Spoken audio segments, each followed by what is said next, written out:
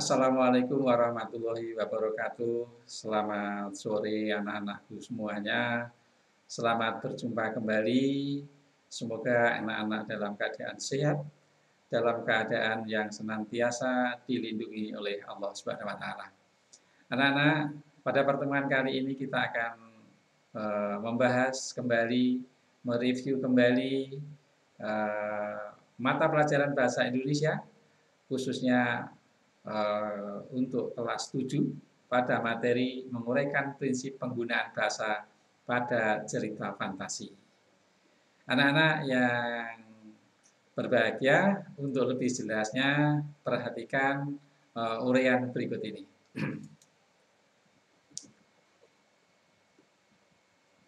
Ciri kebahasaan pada cerita fantasi.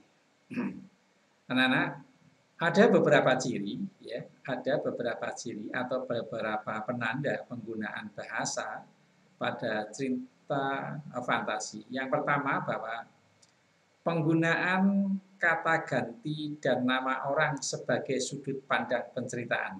Nah ini, jadi kalau cerita fantasi itu biasa menggunakan kata ganti atau nama orang sebagai sudut pandang penceritaan. Contoh, ada aku, ya, kata ganti orang pertama, bisa menggunakan mereka, bisa menggunakan dia, bisa menggunakan Ersa, bisa menggunakan Doni, ya. Intinya bisa menggunakan kata ganti dan nama orang. Nah, yang kedua, penggunaan kata yang mencerap panca indera untuk deskripsi latar, ya, latar tempat, latar waktu, ataupun latar suasana. Contoh begini, deskripsi latar tempat. 3 rumah bergaya kerucut menyambut mataku. Emas dan berlian bertaburan di dinding rumah itu.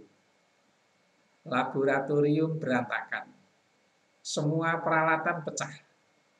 Aneh, hanya laptopku yang masih menyala. Nah, di sini ada beberapa deskripsi latar.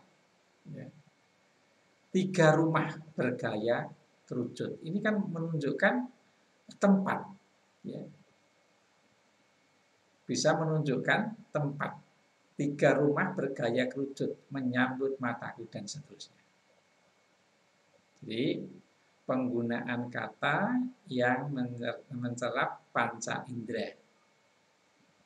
Kita bisa melihat, oh, 3 rumah, kita seakan-akan melihat ada 3 rumah bergaya kerucut. Nah, ini. Jadi mengarah pada panca indera penglihatan kita. Berikutnya, latar suasana. Perhatikan, setetes air mata pun jatuh dari wajah sang ratu. Tak sepatah kata pun terdengar dari bibirnya. Kamar yang megah ini terasa sunyi dan penuh kesedihan. Yang lebih lebih mengena, coba perhatikan, kamar yang megah ini terasa sunyi dan penuh kesedihan. Kelihatan sekali ada latar suasananya yang sunyi, ya, sunyi. Ya. Yang ketiga, ada latar waktu. Perhatikan, tengah malam tak ada bintang di langit itu. Mendung hitam nampak menggumpal. Lolongan anjing bersahut-sahutan menyambut malam yang semakin larut. Tengah malam. Tengah malam. Ada satu gambaran. Kita bisa melihat ini waktunya terkait dengan suasana yang sepi tadi, waktunya tengah malam, ya. Tak ada bintang di langit. Bagaimana? Gelap sekali. Ya. Karena apa? Mendung hitam nampak menggumpal. Jadi penggunaan latar waktu di situ ada tengah malam atau malam hari. Berikutnya, Ciri berikutnya menggunakan pilihan kata dengan makna kias dan makna khusus. Contoh, alien itu berhidung mancung. Dengan hidungnya yang menjulang, ia mengendus sekeliling. Ini ada makna khusus, makna kias. Pilihan katanya, alien itu berhidung mancung. Kata mancung itu bisa memperjelas bahwa hidungnya yang menjulang, ia mengendus sekeliling. Jadi menggunakan pilihan kata dengan makna kias dan makna khusus. Ya. Ada mancung, ada menjulang, ada mengendus. Ya. Berikutnya, perhatikan, menggunakan kata sambung penanda urutan waktu. Kata sambung urutan waktu setelah itu, kemudian, sementara itu, bersamaan dengan itu, tiba-tiba, ketika, sebelum, dan sebagainya. Ini adalah kata sambung penanda urutan waktu. Setelah itu, kemudian, sementara itu, bersamaan dengan itu. Ini merupakan kata sambung penanda urutan waktu. Penggunaan kata sambung urutan waktu untuk menandakan datangnya tokoh lain, misalnya perubahan latar, baik latar suasana atau waktu dan tempat. Ini maksudnya begini, ada penggunaan kata sambung urutan waktu untuk menandakan datangnya tokoh lain atau perubahan latar, ya, baik latar suasana maupun waktu. Ya. Contoh ini, penanda datangnya tokoh lain atau perubahan latar.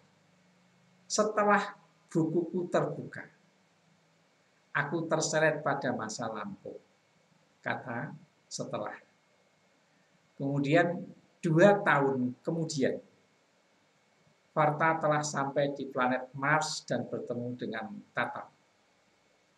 Akhirnya, nah ini adalah beberapa kata sambung yang menandakan urutan waktu kejadian.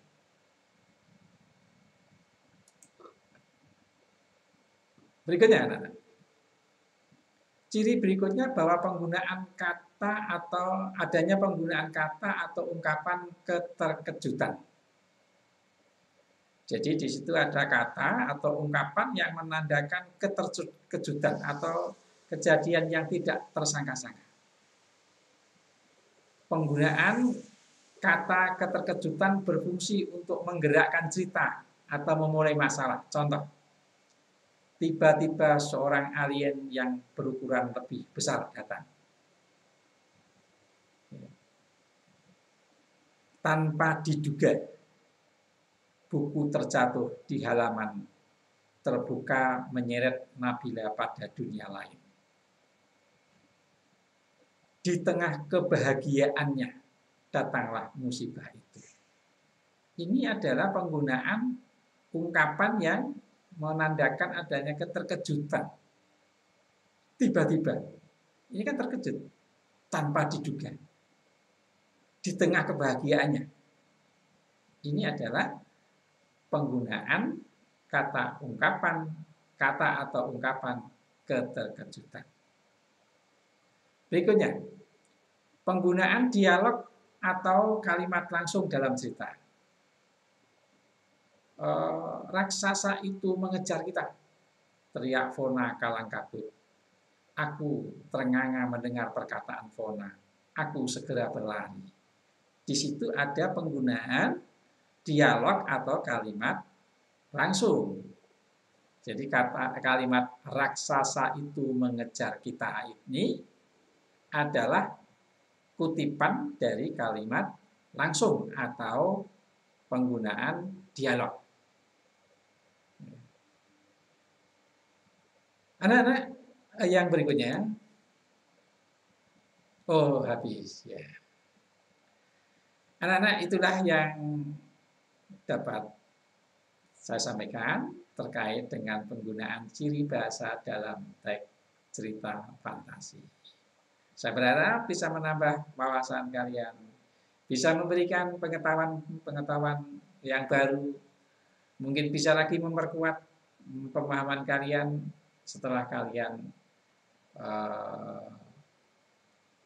diajar oleh Bapak Ibu guru di sekolah. Terima kasih atas perhatiannya. Mohon maaf atas segala kesalahannya. Jangan lupa untuk senantiasa mensubscribe tulisan berwarna merah itu agar kalian mendapatkan video yang baru. Terima kasih. Salam hormat untuk Bapak Ibu dan salam hormat untuk Bapak Ibu guru di sekolah. Assalamualaikum warahmatullahi wabarakatuh.